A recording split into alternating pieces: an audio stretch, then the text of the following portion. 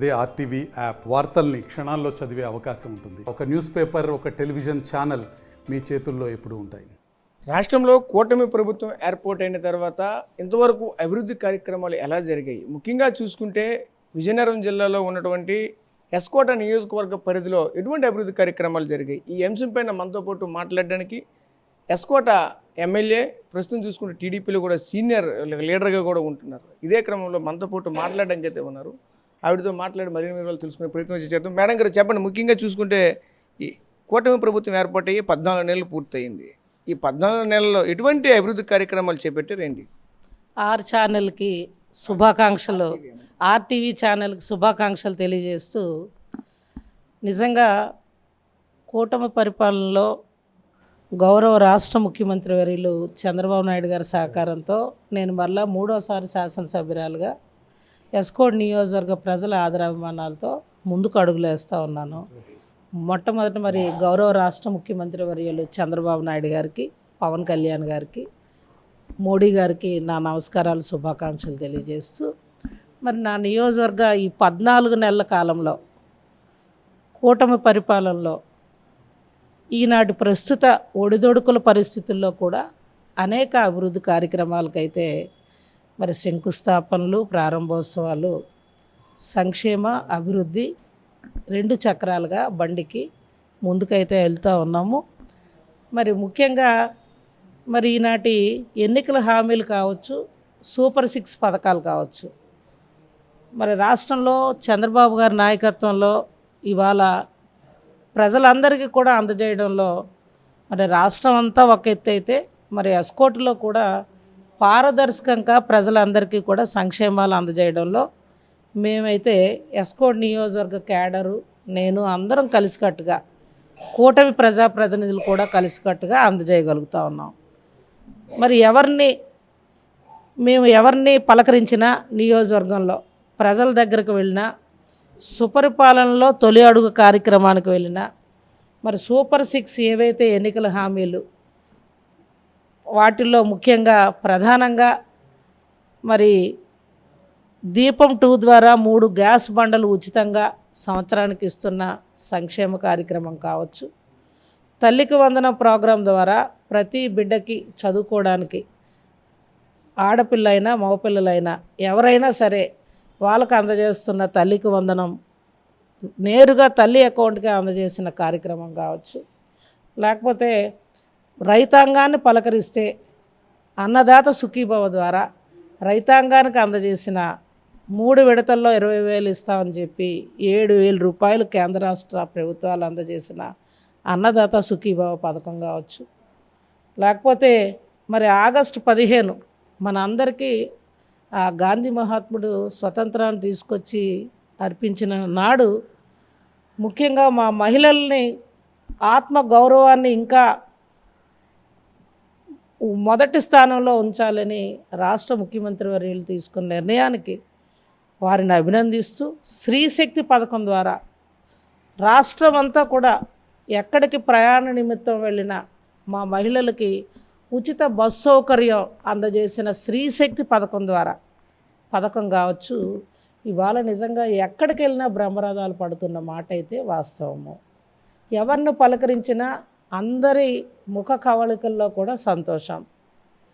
ఎవరిని ఏమ్మా మీకు పథకాలన్నీ అందాయా అంటే అందరికీ అందాయమ్మా. గత ప్రభుత్వానికి ఈనాటి కూటమి ప్రభుత్వానికి ఎంతో తేడా ఉంది. గతంలో అయితే వాళ్ళ వైఎస్ఆర్ కార్యకర్తలకు మాత్రమే జేబులు నింపుకుండేవారు, అరాకొరా మాకు ఇచ్చేవారు పథకాలు. కానీ ఇవాళ పారదర్శకమైన పరిపాలనలో చంద్రబాబు గారి నాయకత్వంలో ముందుకు వెళ్తూ ఉంది. అందుకే కదమ్మా మేము కూటమని నమ్మి మీ అందరినీ కూడా పెద్ద మనసుతో గెలిపించామనే మాట కూడా నిజంగా ప్రజల దగ్గర నుంచి వస్తున్న మాట అయితే వాస్తవము. మరి మన ఎస్కోట్ నియోజకవర్గానికి వచ్చేసరికి అనేక అభివృద్ధి కార్యక్రమాలకైతే నేను స్వీకారం చుట్టాను.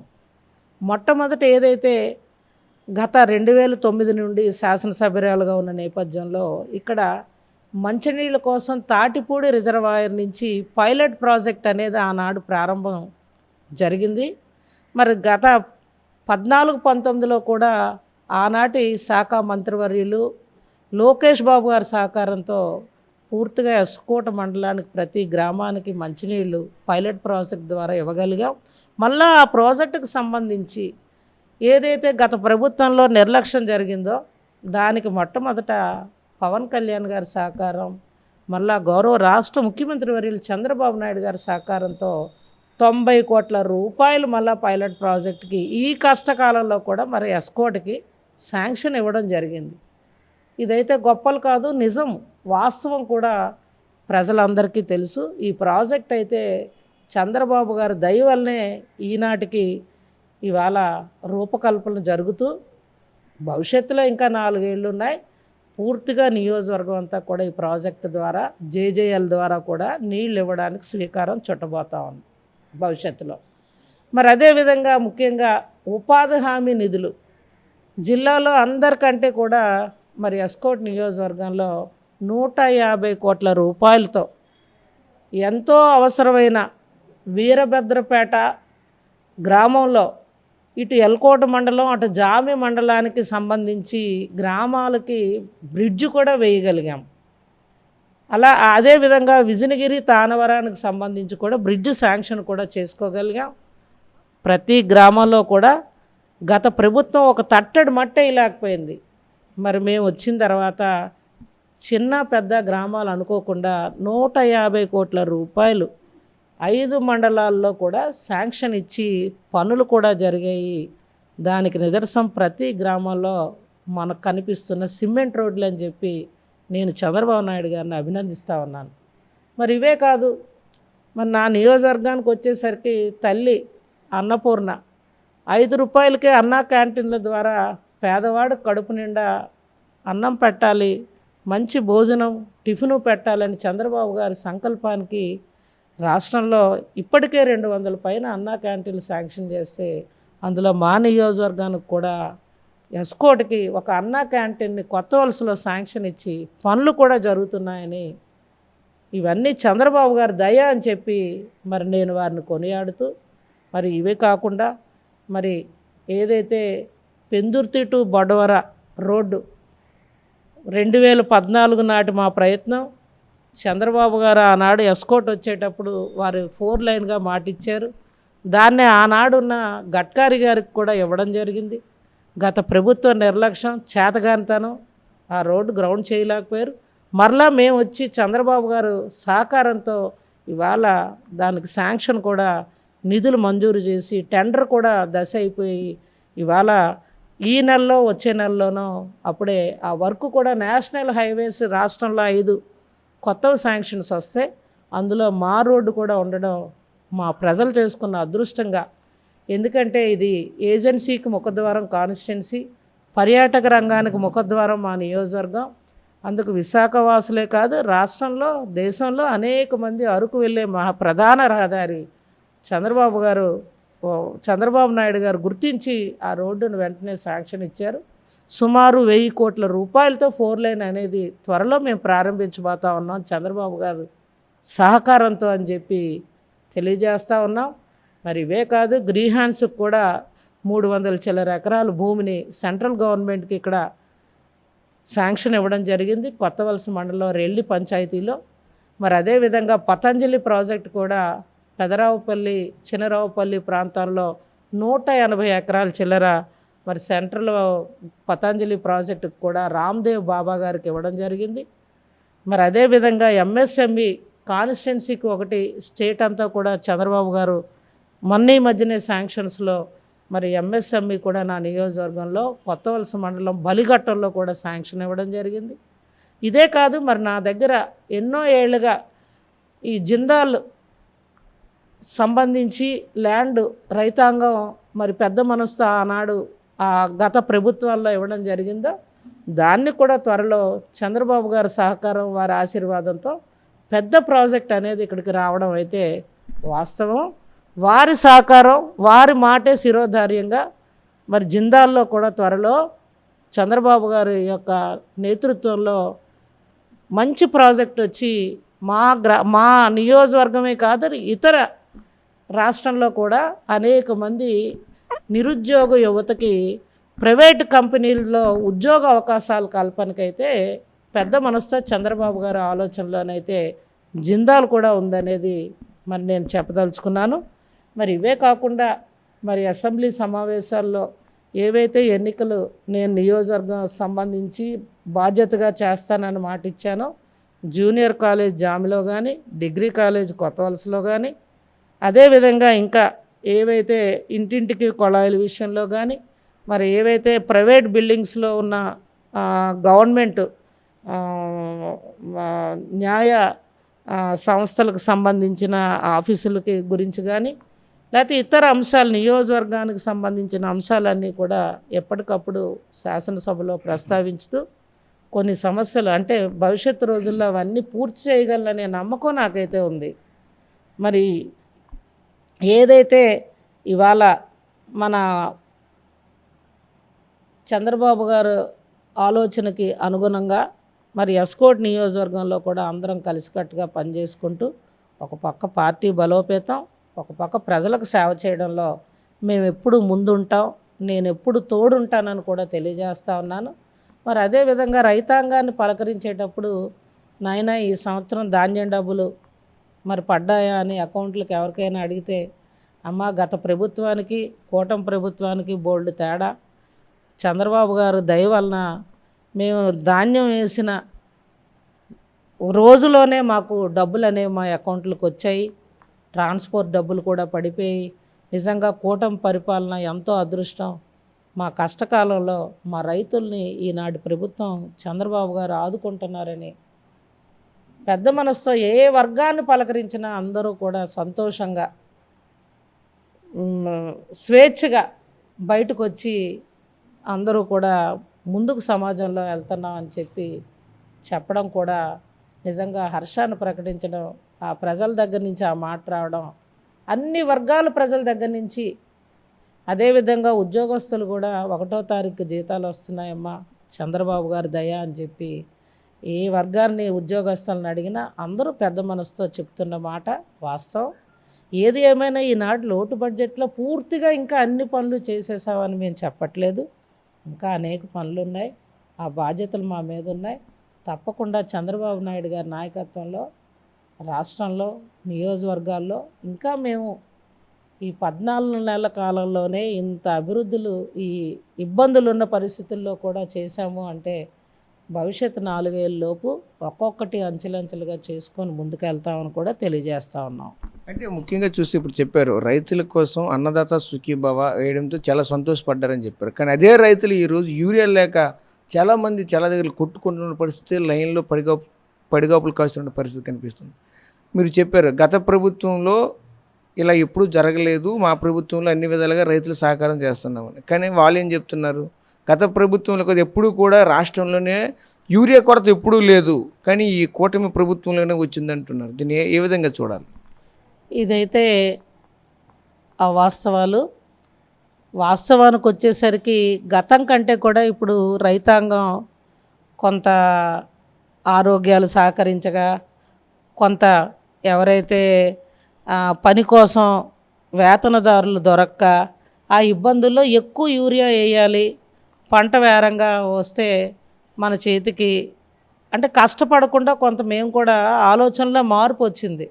అంటే ఒక బస్తా వేసేదానికి ఇవాళ యూరియా కూడా ఎక్కువ రైతాంగం వాడుతున్నాం, దా విధంగా కూడా కొంత మనకి ఎక్కువ అవసరం పడతా ఉంది.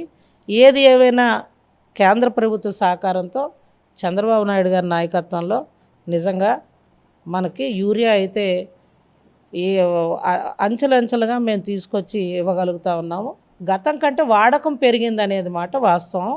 రైతాంగం మరి మనకున్న పరిస్థితులు బట్టి, ప్రభావాలు బట్టి సకాలంలో వర్షాలు లేవు, మరి ఇవాళ వర్షాలు అనుకోకుండా విపరీతంగా అనుకున్న సమయం కంటే పడేటప్పుడు పడలేదు, వద్దు అనుకున్నప్పుడు వర్షాలు పడ్డాయి. దానివల్ల కూడా రైతాంగం అంటే రేపు వర్షం పడిన తర్వాత తీసుకోవచ్చు అనే విధానంలో కూడా కొంత రైతాంగం తీసుకోలేకపోయారు తప్పితే ప్రభుత్వం అయితే మన చంద్రబాబు గారి నాయకత్వంలో గత సంవత్సరం ఈ సంవత్సరం కూడా అన్ని విధాలా మరి ముందుకు మనం యూరియా విషయంలో ఇవ్వగలిగాం. విత్తనాలు అయితే సకాలంలో ఇచ్చాం. యూరియాలో కొంత కేంద్ర ప్రభుత్వం సహకారం మరి కొంత మనకి ఈ షిప్పింగ్ రావడం అని లోడింగ్లో విషయంలో మరి ఏదైతే నాగార్జున ఫెర్టిలైజర్స్ క్లోజ్ చేయడం, ఈ ఇబ్బందుల వల్ల చిన్నది మనకి అక్కడక్కడ అనుకున్న సమయానికి 1 రోజు 2 రోజులు ఆలస్యమైంది తప్పితే అంతా కూడా స్పెసిఫిక్గా ఇవ్వగలిగాం. సబ్సెంట్గా కూడా ఉంది. కావాలని కేవలం వైఎస్ఆర్ వాళ్ళు ఆడిన నాటకం తప్పితే ఎక్కడైతే ఈ విధంగా జరగలేదు.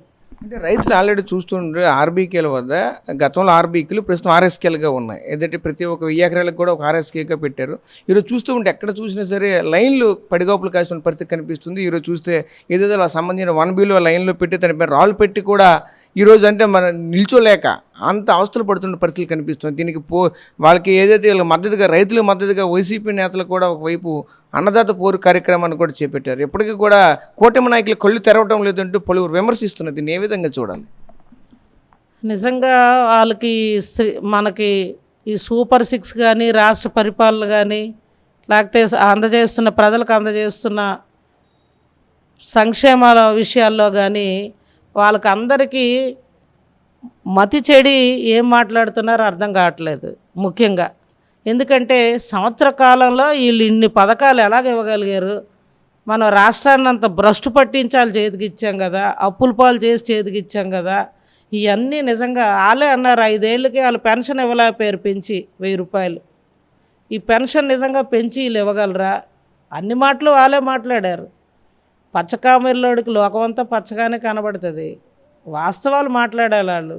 ఈ సంవత్సరం 4 నెలల్లో రాష్ట్రాన్ని ఏ విధంగా పరుగులతో ముందుకు తీసుకెళ్తా ఉన్నారు, ఎన్ని రాష్ట్రానికి పెట్టుబడులు తీసుకొచ్చి మరి యువతకి ప్రైవేటు ఉద్యోగాలు కల్పించాం. డిఎస్సి 17,000 చిల్లర ఉద్యోగాలు ఇవ్వగలిగాం. త్వరలో వాళ్ళు కూడా జాయిన్ అవ్వబోతూ ఉన్నారు. మరి రైతాంగానికి అన్నదాత సుఖీభవ వేసాం. వాళ్ళకి ఎరువులు యూరియా ఎరువులు ఎక్కడికక్కడ మనం సప్లైలో తోడుండి ముందుకు వెళ్తా ఉన్నాం. వాళ్ళు చేసిన కార్యక్రమాలు నిజంగా కంటి తుడుపుగా చేస్తున్నారు. కానీ ఒక్క రైతు అయినా వచ్చి అక్కడ నిలబడి ధర్నా కార్యక్రమంలో ఉన్నారా? కేవలం వాళ్ళ పార్టీ ఉనికిని కాపాడుకోవడం కోసం వాళ్ళు ఆడుతున్న డ్రామా. రైతులకైతే ఎక్కడ యూరియా విషయంలో ఇబ్బంది లేదు. ఇప్పటికీ ఇవాళ ర్యాక్లు వస్తున్నాయి, స్టేట్ అంతా వస్తున్నాయి. గతం కంటే కూడా ఇవాళ ఎక్కువ లక్షల టన్నులు ఇవాళ చంద్రబాబు నాయుడు గారి నాయకత్వంలో ఇవాళ రైతాంగానికి ఇవ్వగలిగాం. గతం ఇంత యూరియా మనం వాడలేదు. ఒకసారి లెక్కల్లోకి వెళ్ళమనండి, వాళ్ళకు కూడా అవగాహన వస్తుంది. దానికి సంబంధించిన మా మంత్రి గారు కూడా అచ్చెన్నాయుడు గారు ప్రత్యేకమైన శ్రద్ధ పెట్టి అన్ని వర్గాల రైతులకి, ఒక పక్క మామిడి రైతాంగాన్ని ఆదుకున్నాం, మనం మిర్చి రైతాంగాన్ని ఆదుకున్నాం, మన మొక్కజొన్న రైతాంగాన్ని ఆదుకున్నాం, పొగాకు రైతాంగాన్ని ఆదుకున్నాం. ఇవాళ అన్ని వర్గాలు వారిని కూడా సమన్యాయం చేసుకుంటూ పరిపాలనలో ముందుకెళ్తా ఉన్నాం. ఇవైతే దోబూచులాటలు, ఇవన్నీ వైఎస్ఆర్ పార్టీ ఆడుతున్న దోబూచులాట. ఒక్క రైతు కూడా ఎవరు కూడా సర్దుకొని ముందుకు వెళ్తున్నారు తప్పితే ఎక్కడా కూడా కూటమి ప్రభుత్వం మీద అయితే అభిమానంతోనే ఉన్నారు. కానీ ఎక్కడ కూడా ఏ ఒక్కరు కూడా అయ్యో వైఎస్ఆర్ కావాలని ఆడుతుంది తప్పితే మనకి కూటమి ప్రభుత్వం అంచెలంచెలుగా అన్నీ కూడా చేసుకొని ఈ కష్టకాలంలో ముందుకెళ్తుందనే అభిమానంతో ఎవరిని పలకరించినా చెప్తున్న మాట అయితే వాస్తవం. వైసీపీ అధినేత మాజీ ముఖ్యమంత్రి వైఎస్ జగన్ కూడా ఒకటే ఆరోపిస్తున్నారు, గత ప్రభుత్వంలో మేము చేసినంత అభివృద్ధి ఎప్పుడూ జరగలేదు, ఈ 14 నెలల్లో చేసింది ఏమీ లేదు, ఊరికనే చెప్పుకుంటున్నారు, వాళ్ళకి కావాల్సిన మీడియాలను వాడుకొని ప్రజల్లోకి వెళ్తున్నారు తప్ప కానీ చేసేది ఏమీ లేదు, కొత్తగా తీసుకొచ్చింది ఏమైనా ఉంటే చెప్పండి అంటూ విమర్శిస్తున్న పరిస్థితి కనిపిస్తుంది. సవాల్ చేస్తున్నారు, దాన్ని ఎలా చూడాలి? జగన్మోహన్ రెడ్డి గారికి అయితే పూర్తిగా మతి భ్రమించింది. వాళ్ళ కుటుంబంలో వాళ్ళ చెల్లిని తల్లినే ఆయన గౌరవం ఇవ్వలేదు. మరి మొన్న జరిగిన రాజశేఖర్ రెడ్డి గారు వర్ధంతి సభలో తల్లి కొడుకుని లాలనగా చేయేస్తే ఏ విధంగా ఆయన వ్యవహరించారో అందరం కూడా చూసాం. అటువంటి వ్యక్తి గురించి మాట్లాడడం అయితే కరెక్ట్ కాదని నాకు అనిపిస్తూ ఉంది. ఎందుకంటే గత 5 ఏళ్ళు అభివృద్ధి చేస్తే ఎందుకు ఈ రాష్ట్రానికి కష్టాలు?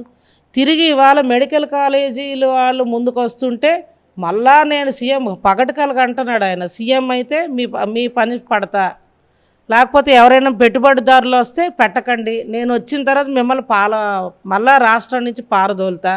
ఏంటండి ఈ మాటలు? ఆయన వ్యవహరిస్తున్న తీరు ఎలా ఉందో ఒకసారి రాష్ట్ర ప్రజలంతా బుద్ధి చెప్పారు మొన్న, మళ్ళీ ఆయన మాట్లాడుతూ ఉన్నాడు. అవంతా పగటకల్లో 2029 మళ్ళా చంద్రబాబు గారి నాయకత్వంలో మళ్ళా రాష్ట్ర ప్రజలంతా కూడా అభిమానిస్తారు. తప్పకుండా కూటమి పరిపాలనే మళ్ళీ ఆనాడు కూడా ఉంటాం, ఆనాడు కూడా ప్రజలు అభిమానిస్తారనే నమ్మకం మాకుంది.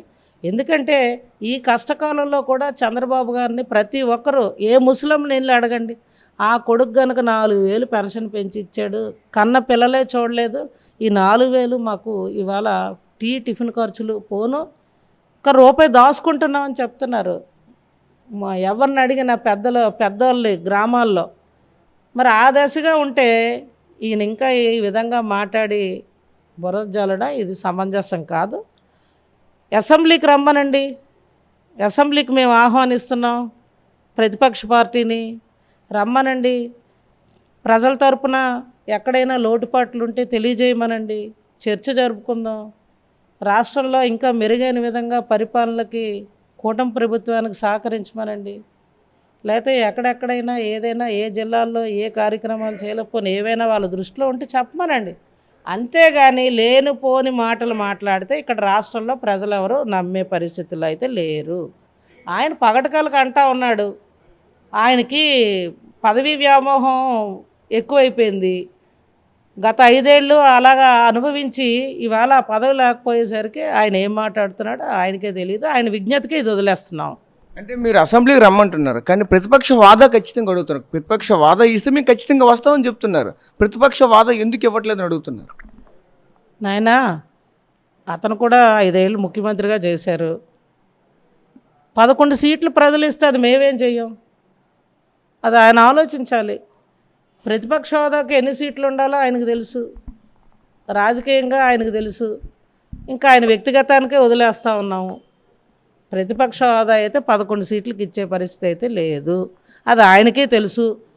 కావాలని ఆయన రావడానికి అసెంబ్లీకి వస్తే గత 5 ఏళ్ళ వాళ్ళ పరిపాలన అంతా కూడా కూటమి ప్రజాప్రతినిధులందరూ కూడా మాట్లాడుతారు, వాటికి సమాధానం చెప్పాలని చెప్పి దాటేయడానికి కోసం ఇది ఒక ప్రతిపక్ష హోదా అనేది నెపం తప్పితే అతనికి కూడా వాస్తవాలు తెలుసు. ధైర్యం ఉంటే రమ్మనండి, అసెంబ్లీలో మాట్లాడదాం, వచ్చి చర్చ జరుపుకుందాం. ఆనాటి పరిపాలన ఈనాటి పరిపాలన ఇంకా ఏమైనా ఈనాటి పరిపాలనలో ముందుకు వెళ్ళడానికి మార్గాలు ఉంటే మాట్లాడుకుందాం, రమ్మనండి. అంతేగాని అతను ఎంతసేపు మాకు ప్రత్యేక హోదా ఇవ్వలేదు, ప్రత్యేక హోదా ఇవ్వలేదని ఆ మాటతోటి కావాలని చెప్పి ఆయన ఈ విధంగా వ్యవహరించడం అయితే సమంజసం కాదు. ఇదైతే కేవలం ఆయన దాటేస్తున్న పరిస్థితి. ప్రజల మీద ఆయనకి ఎంత అభిమానం ఉందో ఇక్కడే తెలిసిపోతూ ఉంది. ఇది రాష్ట్ర ప్రజలంతా గమనిస్తూ ఉన్నారు, గమనించారు గనక 11 సీట్లకు పరిమితం చేశారు. అయితే ముఖ్యంగా చూస్తే మీ నియోజకవర్గానికి సంబంధించి ఏదైతే జిందాల్ కంపెనీ ఉందో గతంలో చూసుకుంటే సుమారుగా 80 రోజుల నుంచి కూడా ఈ జిందాల్ కంపెనీకి సంబంధించినటువంటి బాధ్యతలు, అంటే మేము రైతులము మాకు రావాల్సిన నష్టపరిహారం రాలేదంటూ ఒక ధర్నాలు నిరసన కార్యక్రమాలు చేపడుతున్నారు. దీనికి మద్దతుగా ఏదైతే వైసీపీ బహిష్కృత ఎమ్మెల్సీగా ఉన్నటువంటి ఇందుకు రఘురాజు కూడా వాళ్ళకి మద్దతుగా తెలుపుతున్న పరిస్థితి. దీన్ని అంతా ఎలా చూడాలి, ఏంటిదంతా ఎందుకు ఈ విధంగా చేస్తున్నారు? అంటే నాయన, ఈ జిందాల్ వ్యవహారం ఈనాటిది కాదు. మరి ఏవైనా లోటుపాట్లు ఉంటే గత ప్రభుత్వాల్లోనే అడిగి ఉండాల్సింది, మరి తెలియపరచాల్సింది అనేది ఒక పక్క నియోజకవర్గం కాదు, ఎక్కడ ఎవరు మాట్లాడుకున్నా అదైతే కేవలం అతను ఒక పార్టీ పరంగా చేస్తున్నారు అనేది అయితే బయటకు వచ్చిన మాట వాస్తవం. మరి జిల్లా కలెక్టర్ గారు కూడా పాత్రికేయ సోదరుల మధ్యలోనే మేమందరం కూడా ప్రభుత్వం ద్వారా నివేదిక తీసుకొచ్చి 15 మంది రైతులకు మాత్రమే ప్రభుత్వ పరంగా డబ్బులు ఇవ్వాలనే మాట చెప్పడం జరిగింది.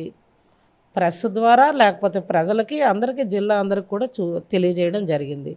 ఏవైనా సమస్యలు ఉంటే రైతాంగానికి ఎక్కడైనా గతం ఇచ్చిన వాటికంటే ఇంకా ఎక్కడైనా ఇవ్వకుండా ఉంటే దృష్టిలో పెట్టమని మేము రిక్వెస్ట్ చేస్తూ ఉన్నాము.